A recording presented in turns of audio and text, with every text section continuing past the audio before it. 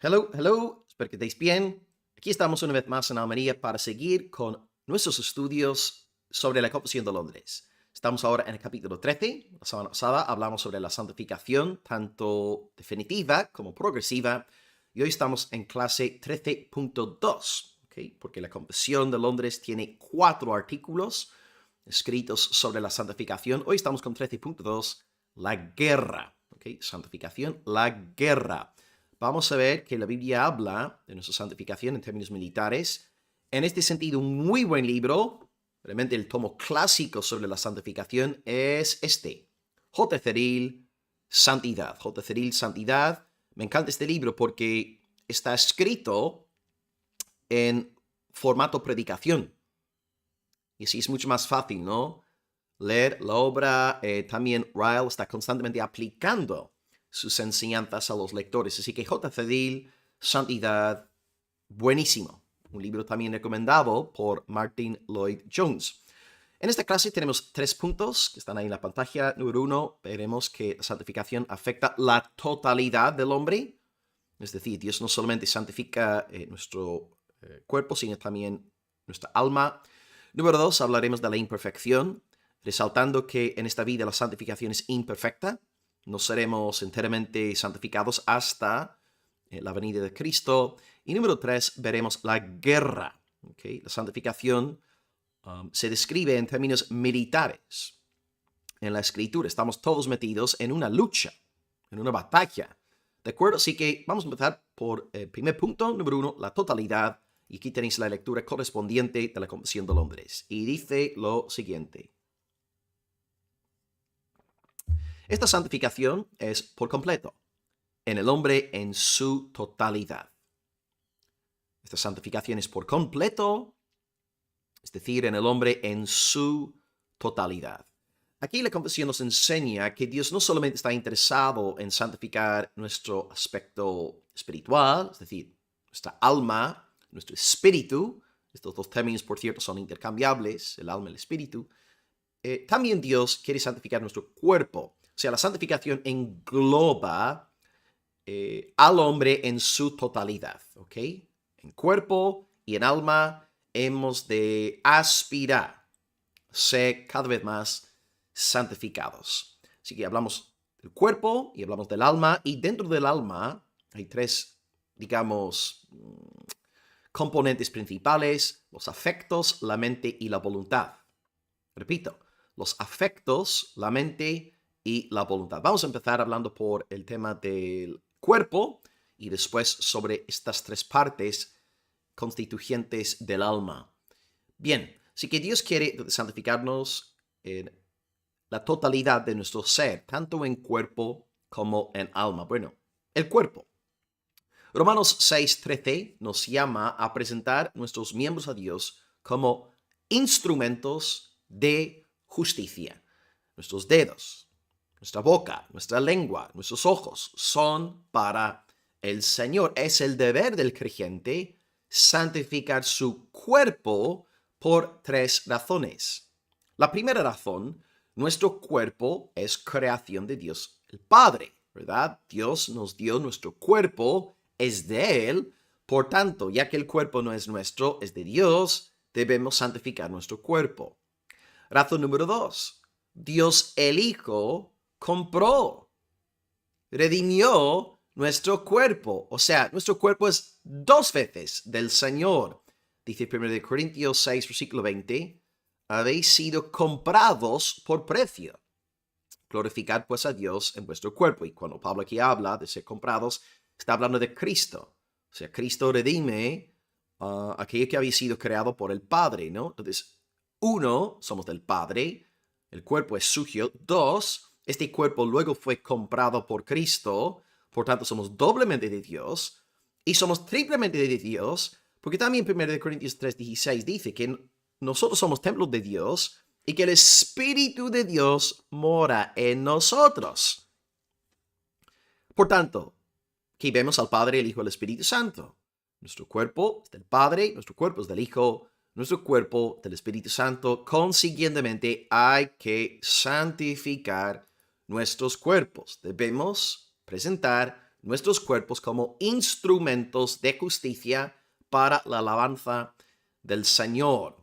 Por eso tenemos la siguiente exhortación en 2 Corintios 7:1. Limpiémonos de toda contaminación, de carne y de espíritu, perfeccionando la santidad en el temor de Dios. Y cuando Pablo ahí dice de carne, está hablando de nuestro aspecto corporal, ¿okay? El cuerpo, que debemos entregar nuestro cuerpo al Señor. Nuestros cuerpos no son nuestros, son del Padre, del Hijo, del Espíritu Santo. Así que tus manos, para Dios. Tus ojos, para Dios. Tu lengua, tus oídos, para Dios, para Dios. No usemos el don de Dios, el cuerpo que Dios nos ha dado. No usemos su regalo como un pretexto para pecar contra él. En primer lugar, debemos santificar el cuerpo. Pero como hemos leído en la confesión, Dios quiere que el hombre sea santificado en su totalidad, no solamente en su cuerpo, sino también en su alma. Y cuando hablamos del alma, cuando hablamos del espíritu, tenemos que tres cosas en mente, ¿no? Los afectos, la mente y la voluntad. Afectos, mente y voluntad. En cuanto a nuestros afectos, pues gracias al Señor, ahora nuestros afectos son nuevos. Ya no amamos las cosas, no nos deleitamos en las cosas que antes nos seducían, ¿no?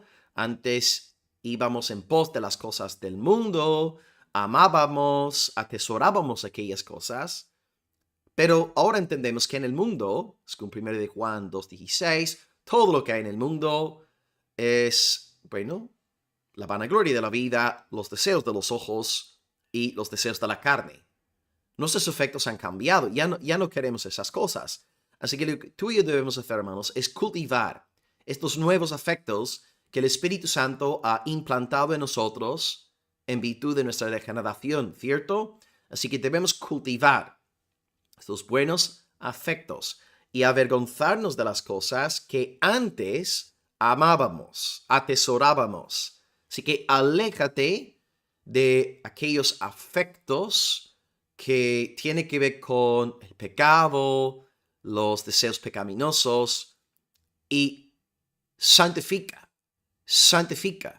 estos afectos, cultiva estos afectos que están en ti, poniendo tu mirada en el Señor, en amarle a Él con todo tu corazón y en amar al prójimo como a ti mismo. Así que en primer lugar, tus afectos, echa de ti todos estos afectos mundanos, estos afectos pecaminosos, desordenados, y cultiva a través de la santa meditación, en la palabra de Dios, la oración, los medios de gracia, cultiva estos afectos santificados que el Espíritu te regaló. En segundo lugar, también tienes una nueva mente. Dios ha renovado tu mente, renueva tus afectos y renueva tu mente. Y Él te renueva tanto los afectos como la mente para que tú vayas cultivando santificación en esas áreas de tu vida.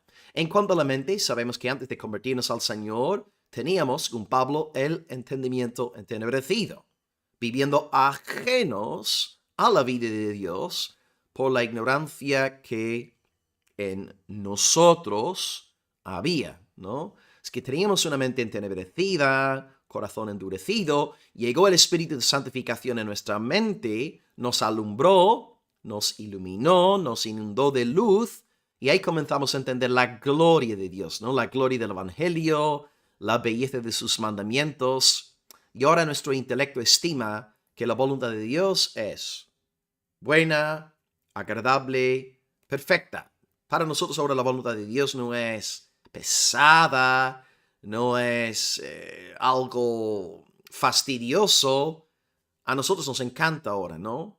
Meditar en la palabra de Dios, en su ley, en sus mandamientos. Meditamos en las cosas de arriba porque tenemos una mente renovada. Así que, hermano, santifica tus afectos, santifica tu mente, de nuevo, una vez más, echando fuera todos estos pensamientos feos que lleguen a tu vida.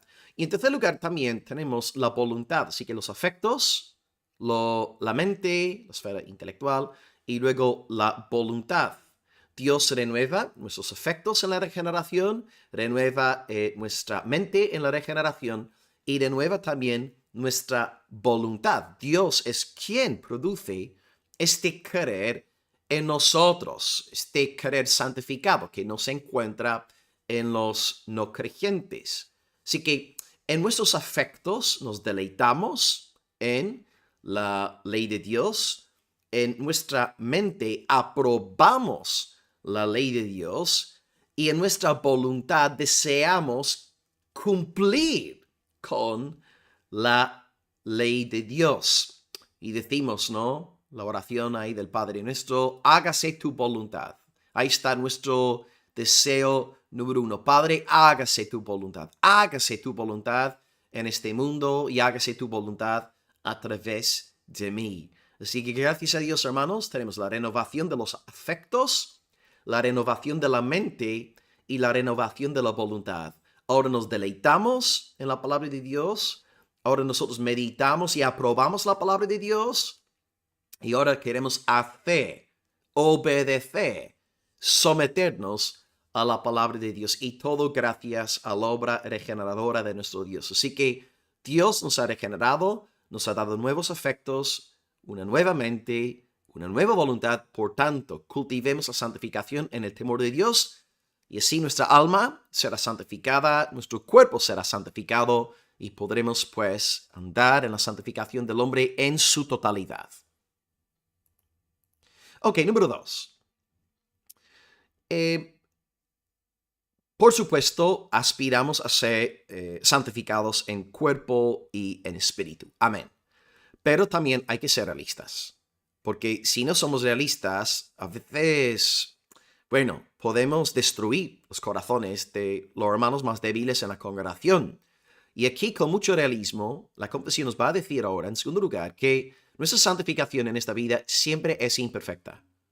Por supuesto, estamos avanzando, es un proceso, pero nunca seremos enteramente santificados. Y entonces entramos aquí en el segundo punto, el tema de la imperfección. Y la lectura está... Ay, no, esta es la 3, la 2. Ahí está. 13.2. Y ahora punto 2 de la clase, 13.2. Dice, aunque imperfecta en esta vida. Sí que sí, estamos aspirando a santificar el cuerpo, el alma, amén, por supuesto que sí. Pero esta santificación es imperfecta en esta vida. ¿Por qué? Porque aún quedan algunos remanentes de corrupción en cada parte. Aún quedan algunos remanentes de corrupción en cada parte. Esta es la triste realidad. Pero es la realidad. La Biblia es un libro realista. Todos nosotros, todos los santos de todos los tiempos, no han tardado en darse cuenta de que sigue habiendo pecado en ellos. Todos, desde los tiempos apostólicos hasta hoy, nos damos cuenta de que hay corrupción todavía en nosotros. Así que sí, por un lado, nosotros ciertamente hemos sido librados del dominio del pecado, lo que vimos la semana pasada en clase 13.1, ¿no? El dominio del pecado es destruido, pero sigue estando en nosotros la ley del pecado. Ahora ya no domina, ya no se enseñorea de nosotros, ya no vivimos como gente ciega, ¿verdad? Siguiendo los dictados del pecado. No podemos. No podemos vivir de esta manera porque somos nuevas criaturas. Así que el pecado ya no ejerce dominio regio sobre nosotros, pero sí sigue estando nosotros luchando y peleando como una bestia que está a punto de morir, ¿no? Una bestia salvaje, desangrando, que puede ser muy peligrosa, pero sigue pues esa bestia en nosotros. Dice el pastor Sugel en su libro ahí de Gloria en Gloria, aunque el pecado sigue siendo nuestro enemigo, ya dejó de ser nuestro rey. Entonces, veis que el pecado ha perdido su dominio porque ya no es nuestro rey, pero sigue siendo un enemigo muy real. O sea, tú y yo no debemos olvidarnos de la realidad de que el pecado sigue en nosotros, ya no como rey, no, pero va a procurar ganar batallas en nuestra vida antes del día final. Y bueno, creo que mejor ejemplo, la más profunda ilustración de esta realidad es Romanos 7. Romanos 7. Y verdad, Ryle también nos grita a todo pulmón diciendo que Romanos 7 está hablando de la experiencia de un cristiano común y corriente. Todos los cristianos pasamos por Romanos capítulo 7, porque sabemos que Pablo en Romanos 7 está hablando en términos de un creyente, porque en el versículo 22 él dice que él se deleita en la ley de Dios, cosa que una persona no regenerada no puede afirmar. Pero ¿qué pasa? En Pablo, él nos confiesa, en plan autobiográfico, que sí, él se deleita en la ley de Dios y el pecado ha perdido el dominio sobre él, pero dice que yo veo otra ley en mis miembros y se rebela contra la ley de mi mente. O sea, hay una nueva ley en él que está gobernando ahora su mente. Es la ley, ¿no? Del Señor, la ley del Espíritu, pero hay otra ley en él que está intentando llevarle cautivo a la ley del pecado que está en sus miembros. Entonces Pablo te está diciendo, y cuando él escribió Romanos, en aquel entonces llevaba ya, 15, 20 años en la fe, ¿verdad? No era un neófito. Sigue diciendo que en mí hay una ley de pecado. La ley de pecado está en mis miembros. Está hablando aquí un hombre regenerado, un hombre apóstol, por cierto. Y de ahí la frase, miserable de mí, ¿quién me librará de este cuerpo de muerte? En Romanos 7, 24. Todos nos identificamos con esa oración de Pablo. Entonces, en nosotros, sí, es verdad. El Espíritu Santo nos ha renovado nuestros afectos, nuestra mente, nuestra voluntad. Amén. Pero, al mismo tiempo, estamos conscientes de que el pecado sigue estando. Hay remanentes de corrupción en cada parte de nosotros y no seremos 100% librados hasta el día de Cristo. Ahora, si tú y yo tenemos este verdadero pesar por la ley del pecado, es una clara señal de que somos nuevas criaturas. Amén. Porque este arrepentimiento que experimentamos es un don del cielo. Los incrédulos no quieren ser librados de su corrupción. Nosotros sí. ¿Por qué? Porque el espíritu que está en nosotros detesta el pecado. Odia, rechaza, repudia al pecado. Entonces tú y yo somos diferentes. No somos incrédulos. No nos gusta el pecado. No nos da alegría el pecado. Así que no somos lo que antes éramos. Algo ha cambiado en nosotros gracias a la gracia de Dios. Estamos ahora contando los días para estar con nuestro Señor, para disfrutar de esa santidad perfecta, cuando estemos ahí con Dios, con nuestro Salvador Jesucristo, cara a cara. Y esta expresión de la confesión es muy importante, ¿no? Para ser realistas, debemos reconocer que hasta que no estemos con el Señor, habrá remanentes de corrupción en nosotros. La Biblia es un libro sobrio. No nos da promesas engañosas de perfeccionismo en esta tierra. El apóstol Juan, por cierto, dice, está hablando la iglesia, en 1 Juan 1:8, dice, mira, si alguno dice ya no tiene pecado, es mentiroso, la verdad no está en él. O sea, 1 Juan 1:8 va dirigido a creyentes en Éfeso que llevaban ya décadas con una iglesia y así. O sea, Juan nos está diciendo que hasta los creyentes maduros luchan diariamente con el pecado y por esta razón en el Padre Nuestro oramos todos los días, Señor, perdona mis pecados, perdona mis deudas, perdona mis ofensas. Necesitamos pedir perdón diariamente por nuestro pecado. R.C. Sproul, por su parte, él dice, como la santificación consiste en un proceso que dura toda la vida, los cristianos están inmersos en una lucha diaria con su vieja naturaleza mientras buscan crecer en el espíritu. Así que ten ánimo, hermano. Todos los cristianos, hasta los más débiles, necesitamos entender que nuestra santificación siempre será imperfecta en esta vida. Y este pensamiento da consuelo, porque a veces, ¿no? Cuando vemos nuestras imperfecciones en el camino de la santificación, muchas veces corremos el peligro de pensar que no somos del Señor, somos hijos del diablo, somos hipócritas. No, hermanos. Hay que entender que este proceso es imperfecto, estamos metidos en una lucha, y si nuestro pecado nos produce tristeza, pesar, arrepentimiento, es la señal de que somos de Dios. No hay nadie 100% santificado en esta vida. Y si la única forma de disfrutar de la seguridad de la salvación fuera ser 100% santificado en esta vida, nadie podría gozarse de la seguridad de la salvación. Así que ten ánimo en tus luchas, hermano. Sobre todo, hermano débil, recuerda que lo que cuenta es tu actitud para con el pecado. Y si el pecado produce en ti tristeza, rechazo, odio, es la señal de que has nacido de nuevo. Así que sigue batallando, no te vengas para abajo, no tires la toalla. Siempre habrá en nosotros remanentes de corrupción. Así que lucha, pelea como buen soldado del Señor. Y estos comentarios me llevan ya al tercer punto hoy de nuestra clase, la guerra. La guerra. El Espíritu nos ha renovado, amén. Tenemos afectos nuevos, una mente nueva, tenemos una voluntad nueva, pero está la ley del pecado en nuestros miembros. Por tanto, se desata una guerra salvaje. R.C. Sproul, acabo de citar a Sproul, él habló de nuestra experiencia como una lucha, dice, lucha diaria con la vieja naturaleza. Y aquí la Confesión ahora habla de una guerra. Aquí está la lectura, Confesión de Londres 13.2.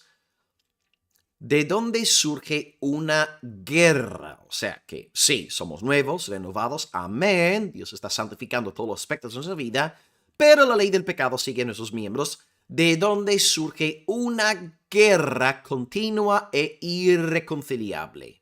El deseo de la carne siendo contra el espíritu, y el del espíritu contra la carne. Si tú no te identificas con esta lucha aquí descrita, no has nacido de nuevo. No conoces a Dios. Todos los cristianos nos identificamos con lo que está escrito aquí en la pantalla. Todos nos damos cuenta de que estamos en una guerra, en una lucha, en una batalla diaria contra la carne. Bueno, el texto aquí que la Confesión tiene en mente, desde luego, es Gálatas 5, donde Pablo está hablando de la gran lucha entre el espíritu y la carne. Gálatas 5, 16, 17 se leen: andad en el espíritu y no satisfagáis los deseos de la carne, porque el deseo de la carne es contra el espíritu y el del espíritu contra la carne. Y estos se oponen entre sí para que no hagáis lo que quisierais. Es lo que Pablo dice en Romanos 7 también, ¿no? Que yo me deleito en la ley de Dios. Tengo una mente renovada, me deleito en la ley de Dios. Quiero hacer la voluntad de Dios, pero está la ley del pecado en mí y, por lo tanto, peco, ¿no? De ahí la guerra. Por eso tenemos que mortificar estos pensamientos, estas seducciones pecaminosas. Bueno, en este mismo pasaje, por cierto, en Gálatas 5, 16 y 17, a partir de 19, Pablo nos comparte una lista de muchísimas obras de la carne. No es una lista exhaustiva, pero podéis leer sobre las manifestaciones del viejo hombre. Y luego en versos 22 a 23 nombra el fruto del Espíritu, ¿no? Amor, gozo, paz, benignidad, bondad, benignidad, amor, gozo, paz, paciencia, benignidad, bondad, fe, mansedumbre, templanza. Los 9 frutos o los 9 frutos que siempre citamos. Y debemos entender también que el Espíritu de Dios, Él produce todo esto en nosotros, ¿no? Amor, gozo, paz, paciencia, benignidad, bondad, la lista que acabo de citar. Pero la carne engendra en nosotros los valores contrarios. Es decir, si hablamos del amor, gozo, paz, para concentrarnos en los primeros 3 de la lista del fruto, pues en vez del amor, la carne en nosotros produce, bueno, amargura, odio, ¿verdad? Así que donde el espíritu produce amor, gozo, paz, la carne produce odio, amargura y enemistad.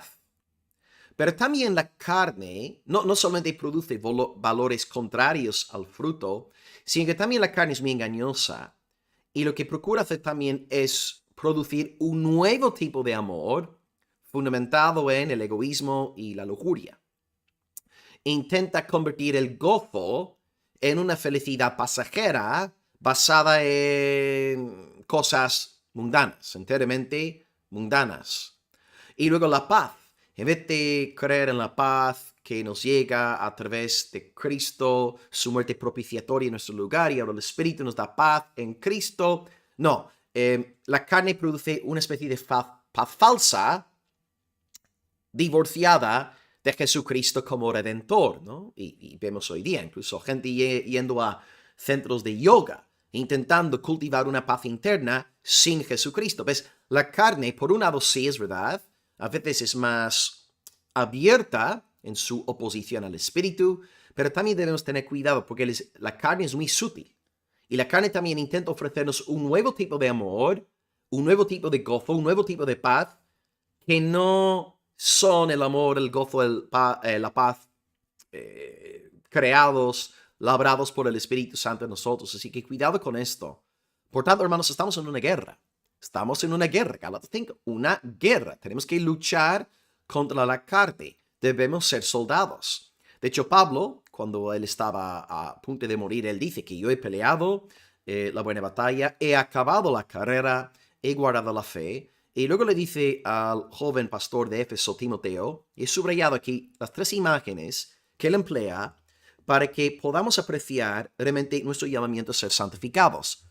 Pablo piensa, dice el texto ahí, 2 Timoteo 2, versículos 3 y luego del 5 al 8, tú pues sufres penalidades como buen soldado de Cristo. ¿Ves? En el camino de santificación debemos comportarnos como soldados. Soldados, porque estamos en una guerra. Luego dice, el que lucha como atleta no es coronado, sino lucha legítimamente. Y número 3, imagen 3, dice, el labrador, para participar de los frutos, debe trabajar primero. Pablo acaba diciendo, considera lo que te digo, el Señor te dé entendimiento en todo, acuérdate de Jesucristo. Entonces, fijaos, hermanos, en estas 3 ilustraciones. Soldado, atleta, labrador. Cuando Pablo piensa en la vida cristiana, cuando él piensa en la santificación, no le vienen a la mente imágenes de sofás, ni de almohadas, ni de la playa de agua dulce. Le viene a la mente la imagen o las imágenes de soldados, atletas y labradores. ¿Y qué tienen en común estos 3 tipos de personas? Son personas diligentes, esforzadas, se niegan a sí mismas para disfrutar de determinadas bendiciones. La lucha contra la carne exige mucho esfuerzo, mucha diligencia por nuestra parte. Nos tenemos que esforzar y J. Ceril no se cansa de repetir esta lección en su libro sobre la santidad. ¿Y cómo podemos nosotros entonces crecer en nuestra santificación progresiva? Pues Dios nos ha dado los medios de la gracia. Los medios de la gracia públicos, privados, que siempre nombramos, ¿no? La palabra de Dios, la oración, la comunión de los santos. Son 3 ayudas enormes. Es extremadamente difícil. Casi diría imposible que un cristiano crezca en su santificación si no toma en serio aquellos 3 medios. Por ejemplo, el tema de la palabra, ¿no? Si tú quieres crecer en tu santificación, debes apropiarte de esta palabra de Dios, congregarte todo lo que puedas, exponerte todo lo que puedas a la predicación de la palabra de Dios en vivo en tu iglesia local. Pero no basta con simplemente sentarte a escuchar una predica, tienes que tener la actitud correcta y recibir esta predica con fe, aplicando la palabra a tu corazón, porque tú puedes estar ahí en la iglesia escuchando la predicación, mirando el reloj, pensando en el pollo que está en el horno o con tus pensamientos divagándose por ahí. No, tienes que usar el medio de la gracia y usarlo correctamente, con la actitud, con el espíritu correcto. Como decía el puritano Thomas Watson, para nosotros la predicación de la palabra ha de ser una cuestión de vida o de muerte. Thomas Watson dijo textualmente, prestemos atención a la palabra como una cuestión de vida o muerte. Y si tú usas los medios de gracia en este sentido, vas a crecer en tu santificación sin lugar a dudas. Así que Dios nos ayude a ser soldados, a ser atletas, a ser labradores para su alabanza y que Dios nos santifique en la totalidad de nuestro ser. Os mando un abrazo en amor de Cristo, queridos soldados. Bendiciones. Adelante en este bendito proceso de la santificación y a Dios siempre sea la gloria. Aleluya. Amén. Hasta luego.